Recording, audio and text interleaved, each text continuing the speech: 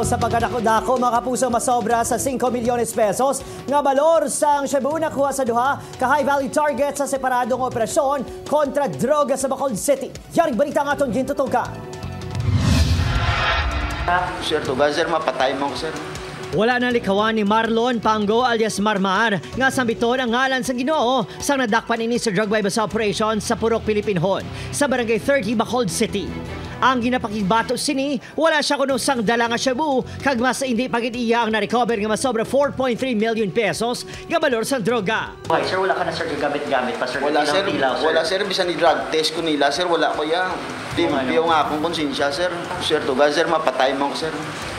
May pagkanigit patay na lang ko nila. Matapos ini, nahilway sa presuhan bangod sa kaso angol sa iligal nga droga. Nagtrabaho ini kuno bilang agent sa online games. Tani ang ginadakop nila ang nagabaligya, hindi kaya nagapangabuhay sa insakto kung nagbagong buhay na. Apang base sa intelligence report sa kapulisan, hindi matuod nga nagbago na si Marmar. Isa kuno ini sa mga pinaaktibo ka survivor sa Maria Kaunda Drug Syndicate nga nag-ooperate sa Negros kag Panay Island kag nakalabot pa sa probinsya sang Cebu. Iyan na allegation. Kag usually daw normal naman sa amon ng mga allegation, ng mga pagguba sa aton.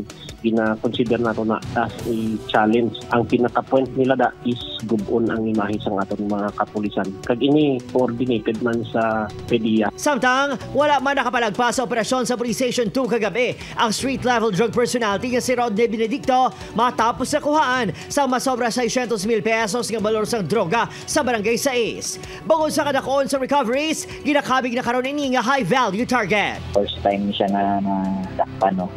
Nag-engage. Pero may mga utod siya nga nag-engage na sa 9165 mo. Nagalao mga pulisan nga dako ang mangin papel sang duha ka subject sa pagdakop sang dalagko pagidya mga drogista sa Bacolod City. Upod, Kiril Casillo, Adrian Prietos, 1 Western Visayas.